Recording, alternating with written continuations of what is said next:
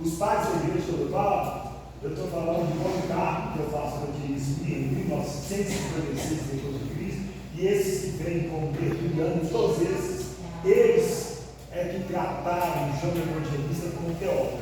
Então, ele é tipo teólogo, e o evangelho dele é mais teológico, porque o que é teologia? É interpretar. Então, o evangelho de São João, ele vai trazer essa interpretação, mostrando a deidade, ou a divindade de Jesus. Por isso que ele é teológico. Então, ele traz uma interpretação mostrando para o público, ainda que ele é um evangelho de narrativa também como os outros, boas novas, mas o objetivo é mais teológico, porque quer mostrar a divindade de Jesus. Esse é o objetivo, o evangelho de João, mas todos são chamados de evangelho, que é boas novas, ou boa notícia. Por isso que eu estou comparando aqui com uma repórter, viu, gente? Repórter que transmite a notícia. Então, os evangelistas são mais ou menos, para nós entender aqui o raciocínio. Agora, os apóstolos, lá são cartas doutrinárias. Você vê, até o nome das cartas, ela já está mostrando qual é o propósito da escrita. Para o quê? Para ensinar, para doutrinar. Nós já trabalhamos outro dia aqui o conceito de doutrinar. O que é doutrinar? Doutrinar é averiguar, é instruir, é inculcar dentro da mente do aluno. Então, é isso aí. Nós vamos ver no Atos dos Apóstolos, capítulo 2, versos 42 a 44, se vocês quiserem ler, aonde que a Bíblia vai começar, os primeiros passos da igreja cristã. Ali é quando a igreja cristã, o cristianismo surge, através da pregação de Pedro. O cristianismo ali surge, e ali nós vamos ver que eles perseveraram na doutrina dos apóstolos. Lembra? Atos 2, 42, 44.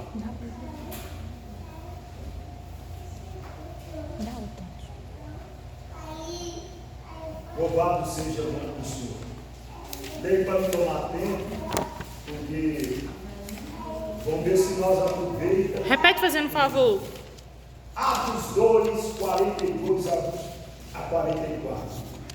Nós estamos aqui identificando o propósito da doutrina e a quem ela foi otorgada, a quem é de direito aplicado, que é os apóstolos, que hoje eu disse para vocês que são os ministros do Evangelho, aqueles que sentam na cadeira dos apóstolos.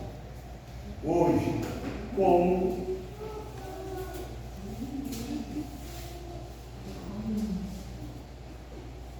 achou aí? Pode ir. 42 a 44? E perseveram na doutrina dos apóstolos, e na comunhão, e no partir do pão, e nas orações. E em toda a alma havia temor, e muitas maravilhas e sinal se fazia pelos apóstolos. E todos os que criam estavam juntos e tinham tudo em comum. Tudo em comum disso aí é o que o pastor João Júlio citou, unânimes. Em comum que estavam de acordo. Todos eles diziam sim. Quando era para dizer sim, todo mundo dizia sim. Quando era para dizer não, todo mundo dizia não. Então, aí nós vimos. E como deve ser a doutrina? Nós vamos começar aqui. A doutrina, ela deve ser constante. Viu, gente? Dia que falta a doutrina, a única coisa é substituir. Nós vamos ver. a doutrina deve ser constante. Como que a doutrina deve ser constante? É assim como o sereno.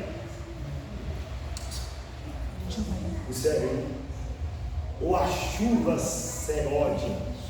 Chuva seródia e chuva temporânea. O que é chuva seródia? Chuva temporânea. A chuva temporânea é a chuva forte.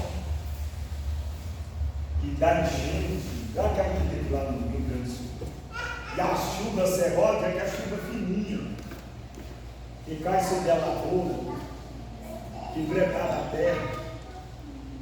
A chuva temporânea é rápida, claro, está doido.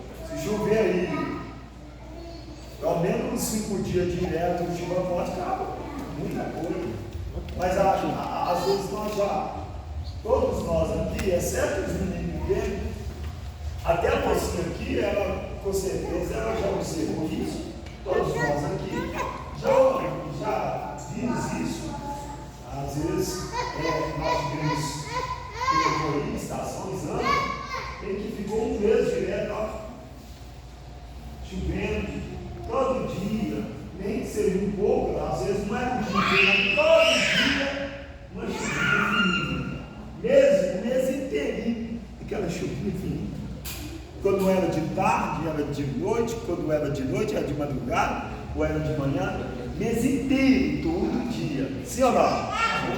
Nós já vimos isso. Então, esta é a chuva seródia. E a doutrina, ela deve ser assim, constante, não pode parar. Então, nós vamos ler Deuteronômio 32, 2. Deuteronômio 32, 2. Aprendendo que a doutrina, ela deve ser constante. E olha aqui, observação. Na igreja, aplicada pelo pastor e na vida de cada um particular. Cada um, porque tem cuidado da doutrina de ti mesmo. O pastor aplica a doutrina e vive a doutrina. E cada irmão tem que viver a doutrina e aplicar. E isso tem que ser constante. Porque o dia que você parar de aplicar a doutrina em sua vida, o Satanás te pega. Então, Deuteronômio 32,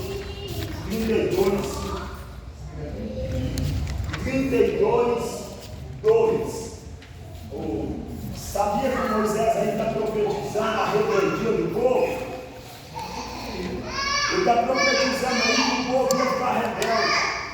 Ele vai dizer aí nesse capítulo que o povo iria ficar igual um jumento selvagem, engordar, ia começar a dar coisa, igual a cabra montesa.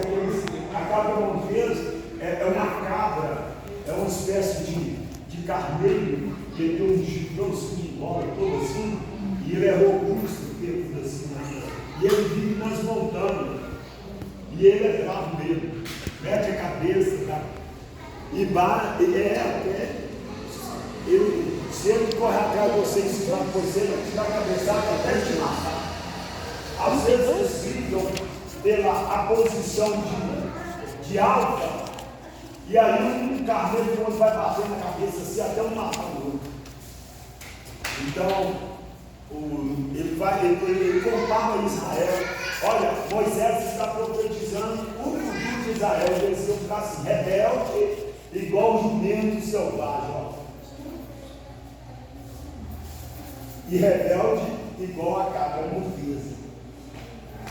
Então, aí ele está falando aqui que eles iam abandonar a palavra da doutrina, porque a doutrina tem que cair como orvalho, sereno, chuva seródia. Leia 32, 2. Goteje a minha doutrina como a chuva, destile o meu dito como orvalho, como chuvisco sobre a erva, e como gotas d'água sobre a relva. Viu? Aqui, doutrina não é saboroso, não, gente. É gostoso, não. Quem falou? Deus vai dizer: perseverar na doutrina. Se fosse gostoso, para que ele está perseverar? Aí vocês alegravam, eles foram. A doutrina, ai que maravilha, que delícia, não, delícia não.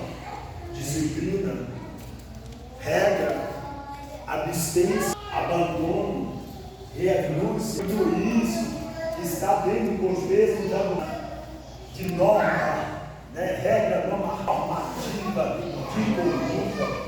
Então, entendo isso. Essa é a vida cristã.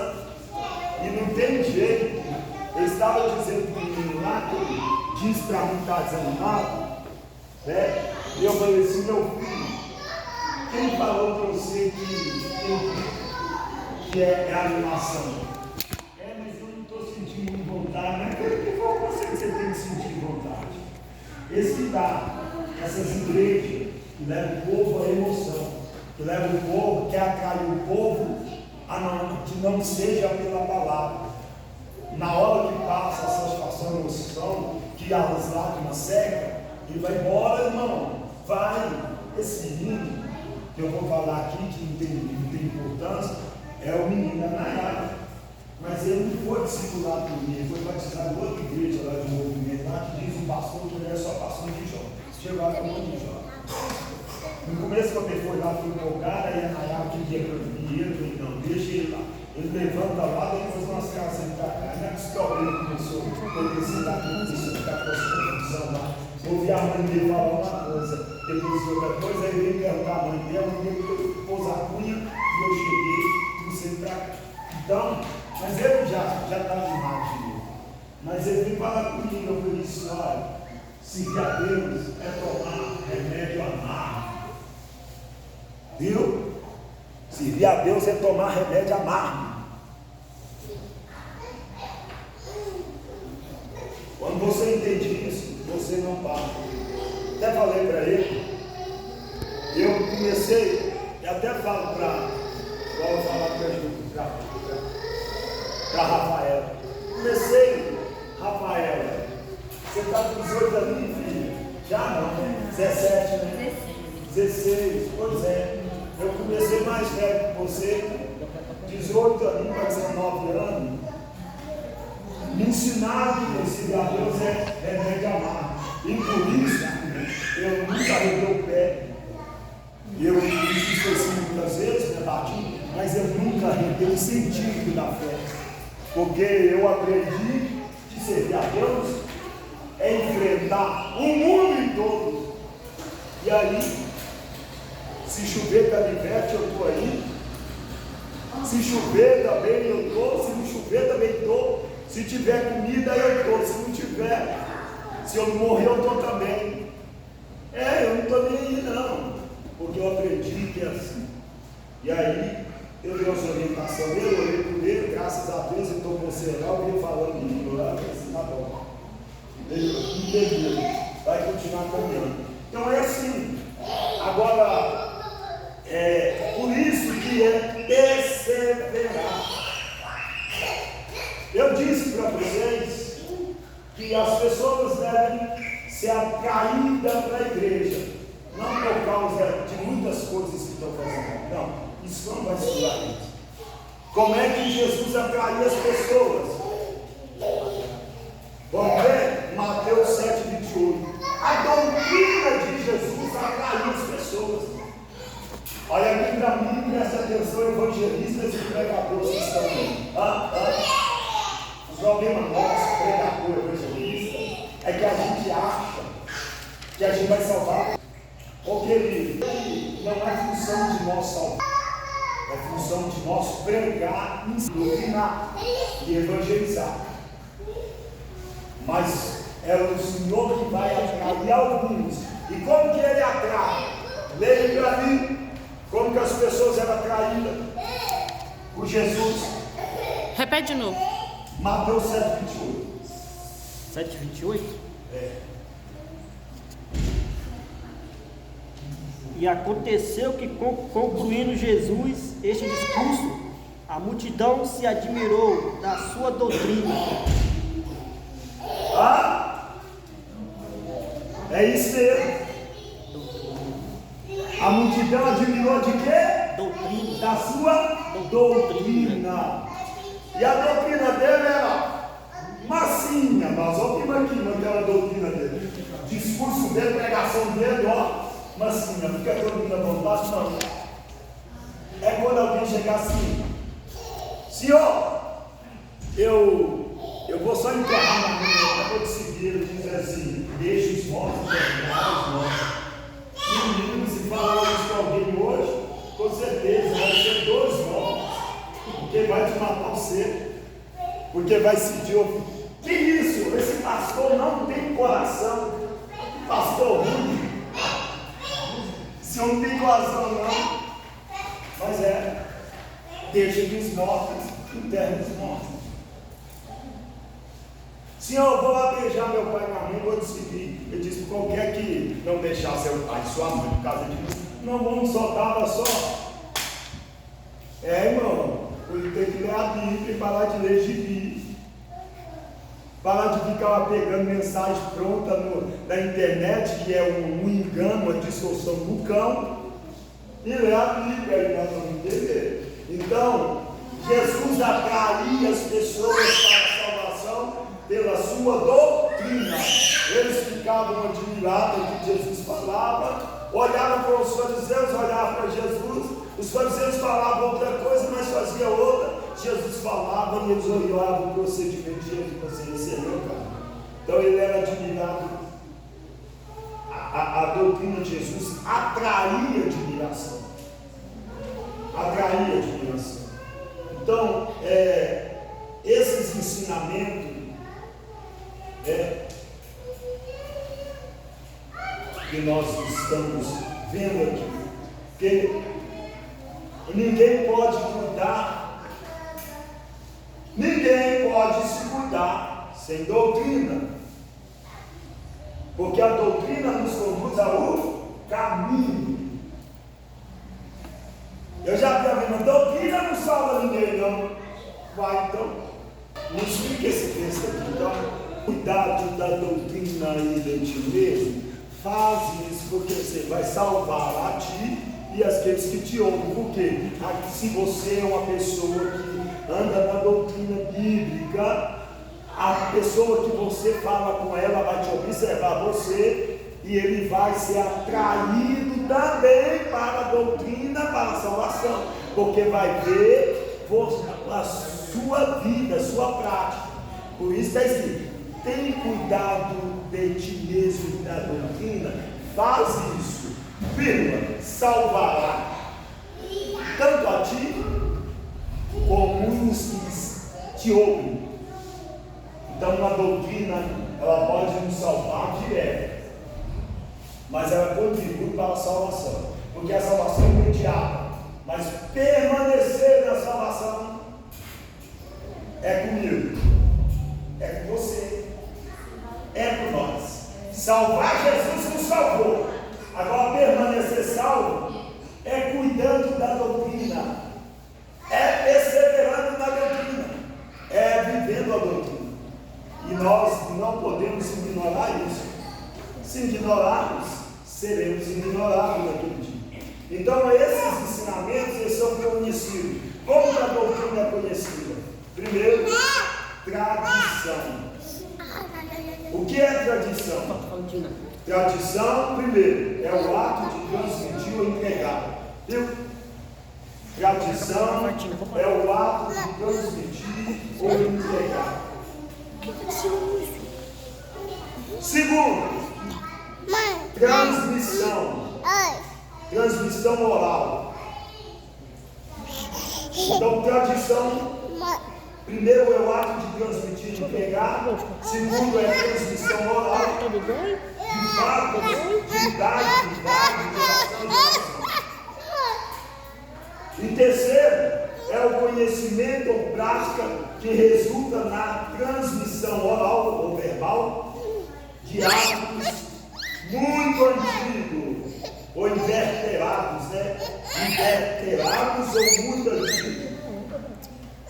Isso nós vamos ver em 1 Coríntios 11:1. Lê 1 Coríntios 11:1, alguém pega 1 Timóteo capítulo 3. 14, 15. 1 Timóteo capítulo 3, versículo 14 e 15 e 1 Coríntios 11, 1. Nós estamos falando a forma da doutrina, como ela foi nos entregue. É isso que nós estamos falando. A forma da doutrina e como ela foi nos entregue. Primeiro nós estamos falando que ela foi nos entregue por meio de tradição. Existe muita doutrina que os pais da igreja, segregam, ensinaram que hoje jogar na lata de lixo. Mas que nem na lata de lixo é de mulher, tem enterrado para ninguém achar. E aí? Aí fica a pergunta: se eles são uma autoridade apostólica, os ensinamentos deles, será que valiam ou não? Será que os ensinamentos deles foi só para a geração do século XX? Alguém tem a ousadia de afirmar que os ensinamentos dos pais da igreja, a Assembleia de Deus, foi só para o tempo passado? Sei não. Eu, pelo menos, aquilo que eu aprendi, que eu acho que é certo, dependendo se a igreja prega ou não, se a igreja dá seguimento ou não, eu estou guardando. Porque o Espírito Santo vai dar nosso discernimento das coisas. Então nós vamos aqui ler aqui 1 Coríntios 11 e o verso 1. Aqui é o apóstolo Paulo está falando, gente, leia. Sede meus imitadores, como também eu de Cristo. E continua. E louvo vós, irmãos, porque em tudo vos lembreis de mim, e retendes os preceitos, como vos entreguei. Isso, nós vamos ver. Guarda essa palavra. Na minha vai dizer assim, ó. Eu digo porque se lembrem de mim em tudo eu apegava às tradições, exatamente como eu transmiti a vocês. O apóstolo Paulo está falando do dia de Coríntios aqui. Está falando assim: eu louvo vocês porque vocês têm guardado as tradições que eu entreguei vocês, que eu ensinei vocês. Não tem esquecido as tradições. Quer alguém mais ler uma outra tradução?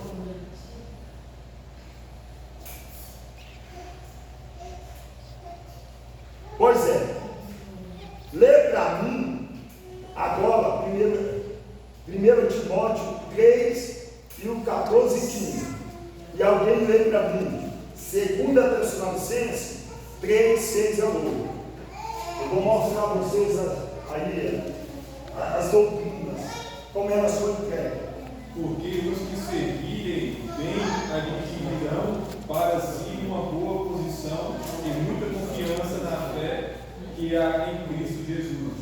Esteve essas coisas esperando ir ver-te bem depressa. O apóstolo Paulo está falando a Timóteo aí, que ele escreveu, mas ele está lá para continuar dando as instruções que ele precisava passar. É isso que ele está falando para Timóteo, que ele ia estar lá na igreja para falar com eles a respeito daquilo que eles precisavam fazer, completando essa fala dele. Agora olha para mim, 2 Tessalonicenses 3, 6 a 8. Nós estamos falando de tradição. Ela tem uma conotação com preceito, mas em alguns aspectos é diferente. E aí vocês veem o que é tradição. Existe muita tradição da igreja que se perdeu. E aí, pastor, o que é que nós vamos fazer? Nada. Porque aquilo que não chegou a nós não temos compromisso. Entendeu? Mas com certeza está fazendo mal. E alguma coisa agitada. Mas existem algumas tradições que se perderam. Inclusive, né, Orlando? nós estamos estudando, encerrando a matéria com os livros apócrifos e também com os livros perdidos, né, que está na Bíblia. Nós vimos que havia algumas profecias que foram perdidas, não porque se perdeu, mas o próprio Deus achou que não deveria ser nos nossos dias e não ficar registrado nos escritos dos profetas, e ainda que os mesmos profetas foram mencionados na Bíblia que profetizaram tais coisas, não foi? Mas aprendeu? Aprendeu. Agora, você viu, recebeu lá, né? Eu vou fazer o questionário agora, sabe? E aí, talvez uma introdução da nova matéria. Mas, continua aí. Que o tempo já foi, só 5 minutos que eu tenho. Lê para mim aí, sobre tradição. Mandamos vós, porém, irmãos, em nome de nosso Senhor Jesus Cristo, que vós aparteis de todo irmão que andam desornadamente, e não segundo a tradição que nos recebeu, porque vós mesmos sabeis como convém imitarmos, pois que não nos portamos desordenadamente entre vós, nem de graça comemos o pão de homem algum, mas com trabalho e fadiga trabalhemos noite e dia, para não sermos pesados a nenhum de vós. Os apóstolos estão aqui excluindo que havia uns obreiros igual hoje que queria fazer, explorar os irmãos. Entendeu? Isso é mal interpretado. Os apóstolos não estão falando de trabalho, esse contexto. Ó, eu falo para vocês com propriedade, não é que eu acho.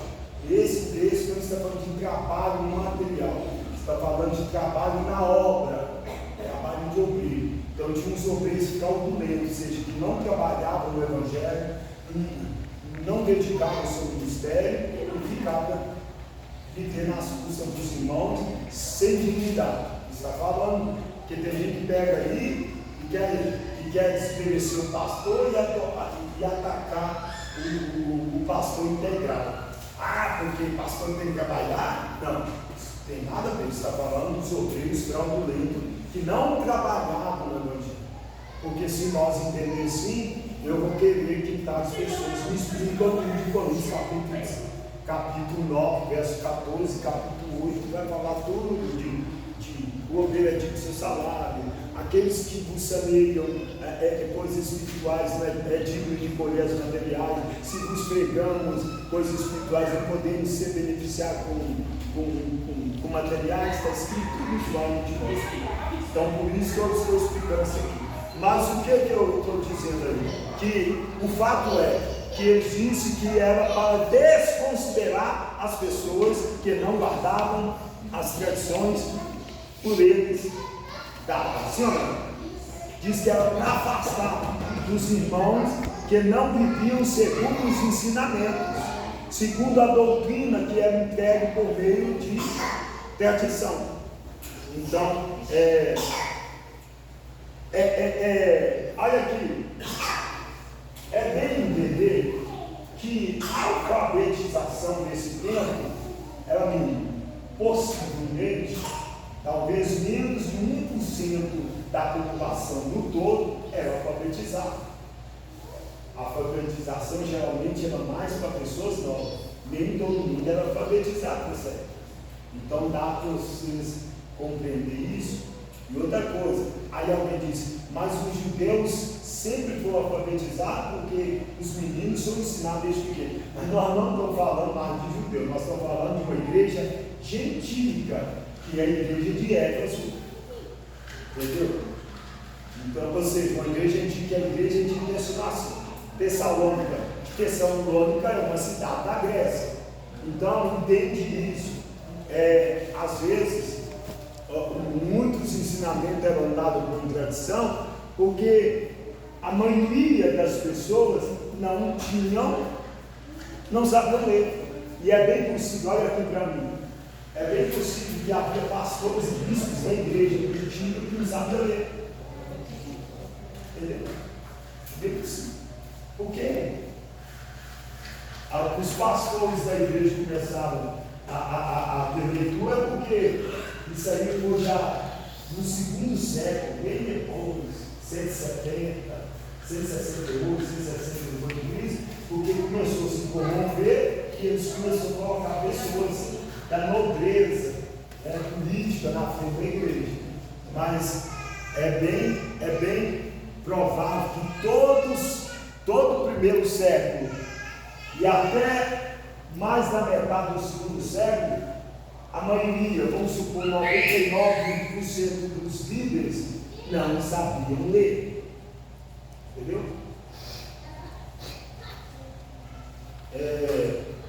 Pastor, então como é que eles não? Eles tinham escribas, eles contratavam escriba. Escriba era tipo uma profissão, um camarada que fazia, era tipo um copista, entendeu? Eles tinham escriba. Inclusive, Paulo, por mais que Paulo era legal, sabia escrever muito bem, mas ele também tinha um escriba. Esqueci o nome do homem, mas ele tinha, na carta aos Romanos, nós vamos ver, acho que é Suzano, esqueci o nome dele, do apóstolo, do discípulo de Paulo, que escrevia para ele. Nós tínhamos Marcos, também, nós tínhamos Lucas, que escrevia para Paulo também, escreveu. Nós temos também o Lucas, por exemplo, escreveu muita coisa sobre o apóstolo Paulo e sobre todos os apóstolos, porque ele era tipo investigador, historiador. Aqui, nós vamos ver deixa eu ver o nome dos homens aqui.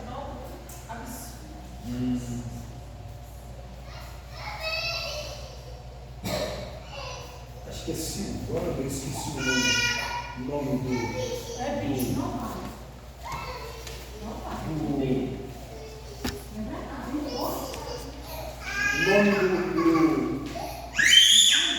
discípulo de Paulo que ajudava ele a escrever as cartas. Então, o tempo já foi, né? Então, o irmão antes deu aí sobre preceito. É uma outra forma de doutrina. Preceito, o que é preceito? É regra de procedimento. Olha aqui, olha. Regra de procedimento. A doutrina, ela é dada em forma de preceito, que é regra de procedimento, é norma de ensinamento. Aí nós vamos encontrar isso em 1 Tessalonicenses 3, 14, 15, que o irmão já leu aqui. Costume. Aí, porque você já fala assim, isso é costume. A igreja tem costume bíblico. Mas isso é doutrina, não é costume. Mas costume e doutrina é a mesma coisa, porém é uma forma de doutrina. E o que? Está na Bíblia, pastor? É claro que está. O que é costume? É o uso e o ato de prática geralmente observado. Por exemplo, o traje adequado de cristão, de roupa, né? Então, nós vamos ver isso em Romanos 12, 4 e 5, sobre a unidade. Então, nós vamos ver isso aí. Olha, irmãos, e para concluir, a igreja, ela sem doutrina, ela é sinônimo de pastor sem cajado. Se chegar a uma igreja e tem doutrina, pode saber que o pastor não tem cajado, não. E nem vale. Porque o cajado, o que o cajado é? É para bater na cabeça dos irmãos? Não. Cajado não é para bater nem ferir, né? Não. Cajado tem nada a ver. O cajado auxilia a ovelha no sentido que quando a ovelha está em perigo, o cajado traz a ovelha para perto do pastor, para trás do pastor. Mas o cajado, na verdade, é para puxar a ovelha do abismo, né? Quando o braço do pastor não alcança, está caindo, a bichinha está caindo, vai despencar lá embaixo. Aí ele pega o cajado que tem uma curva assim, ele fala que assim para a pessoa, você não consegue segurar. E o cajado também é para proteger, O cajado é para proteger, espantar os lobos, as hienas, as feras, o chacal que quer pegar o bichinho lá, ele mete na cabeça do bicho, na costela, e o chacal mesmo sai. E ele vem, não, isso você acha. Que é os falsos profetas, né, o chacal. Então, esse é o cajado. A vara é a disciplina, é o açoite. Hebreus 12, 6, está escrito assim, ó. Não desmaie quando fores corrigido pelo Senhor, disciplinado pelo Senhor, porque o Senhor açoita, ó a vara aí, ó, e corrige aquele que ele ama. Agora o servo vai falar assim, ó, se estáis sem disciplina, da quais todos sois participantes, então não sois mais filhos, sois renegados, bastardos, rejeitados por Deus. Então uma pessoa sem disciplina, sem doutrina, é uma pessoa que está já renegada, ela não faz parte do reino de Deus. Se não quer doutrina, irmão, então você não tem Deus, você não tem Pai, você é uma ovelha desgarrada. Então, e a vara é para isso, é para correção. A doutrina, ela dá substância. A Bíblia, no versículo 7, diz assim, que ela, no momento eu disse que eu remédio amargo, que a doutrina, ela causa inquietação. Quando o pastor está doutrinando na igreja, a pessoa fica doido para ir embora, não é chato isso. Ela causa inquietação, ela causa doutrina, meu irmão, não vai falar, fazer abaixar a cabeça, maniar a cabeça, olhar para o relógio.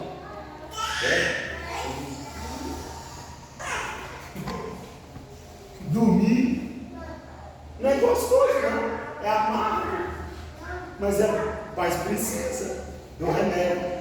A gente já vai dizer assim, ó, 12, 7, porque a disciplina, a doutrina, no momento, ela não é agradável, é motivo de tristeza, mas depois exercitado. O que é exercitado? Praticando ela, aí o que ela produz? E nos leva à santificação. E ela nos traz uma resistência. O crente sem doutrina, disciplina, ele não resiste o mundo, ele não resiste o pecado, ele não resiste a carne. É impossível. Quer resistir a carne? Quer resistir o pecado? Abraça a doutrina. Como esse negócio amargo aí, faz cara feia, não tem importância, não. Quando é de um remédio, isso aqui é água, eu vou beber. É água suja. Água suja. Então eu vou beber, vou pegar aqui, peraí.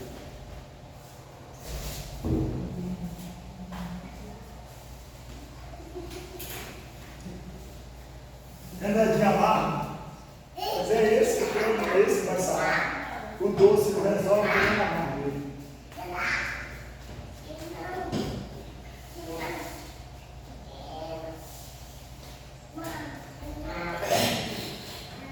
Nossa, meu, tá ruim demais eu falar isso, não é? Mas é esse. Não come. Menta aí. Da doutrina. O rejeito da doutrina. Vamos terminar. A rejeição, olha, sem doutrina você não tem resistência. Sem doutrina você tem a rejeição paternal. Porque 12 diz que o pai corrige e disciplina o filho. Então, sem doutrina não tem santidade. Porque o versículo 10 vai falar que sem doutrina é a ausência de santidade. E sem santidade ninguém verá a Deus. Hebreus 12, 14. Não tem. Sem água sem a qual ninguém verá o Senhor. Está lá no Hebreus 12, 14. Concluído. Porque é ela que vai fazer diferença. Aí eu vou terminar agora. Olha aqui para mim. É um minuto, ó. Vai dar 9 e 5 agora. Antes de 9 e 3. Antes 9 e 5 eu teria. 9, só um minuto.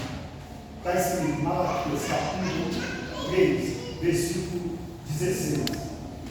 O povo que guardava a doutrina. Alguns guardavam, outros não. Tinha um bocado de pastor lá, sacerdote, que guardava a doutrina, e ele estava lá no tempão, e o povo que guardava a doutrina olhou para eles e falou assim: em vão, nós temos jejuado, andar de luto, jejuar e guardar os teus preceitos e estatutos. Aí o versículo 16 disse assim: olha, o Senhor viu isso, e isso para ele foi uma ofensa, e o Senhor disse: vocês dizem, em vão nós temos andado de luto e guardado o teu estatuto e o teu preceito, mas o Senhor diz: ao memorial diante de mim, para que eles se lembrem do meu nome e dos meus estatutos, porque naquele dia que preparei, qual dia? Dia da vingança, dia do juízo, dia de acerto de contas, naquele dia que preparei, diz o Senhor, sereis para mim como um servo, um filho que serve ao seu pai, um tesouro particular, e vos pouparei naquele dia que está para vir. Então vereis a diferença entre o justo e o ímpio, e aquele que serve a Deus e que não serve. Parênteses, a diferença não é aqui, a diferença é no acerto de conta. Porque no acerto de conta, quem desprezou a doutrina será desprezado. Então, obedecer a Bíblia, fazer as coisas certas, não é resultado de glória que aqueles fiéis estavam falando assim: nossa, os ímpios são mais bem-aventurados, para que doutrina se nós fazemos tudo isso e nós não temos resultado aqui? Resultado é nascer de conta. Aí Deus vai e diz o capítulo 4 de Malaquias: para vós que temeis o meu nome, nascerá o sol da justiça, deixareis salvação debaixo da vossa casa, mas serei uma testemunha veloz contra os que adulteram e os que praticam a feitiçaria naquele dia que o fogo que está para vir vai os abrasar e não deixará ramo nem raiz, diz o Senhor. Então guarda a doutrina. Vamos agradecer o Senhor. Quem trouxe oferta, coloca a sua oferta aqui, que eu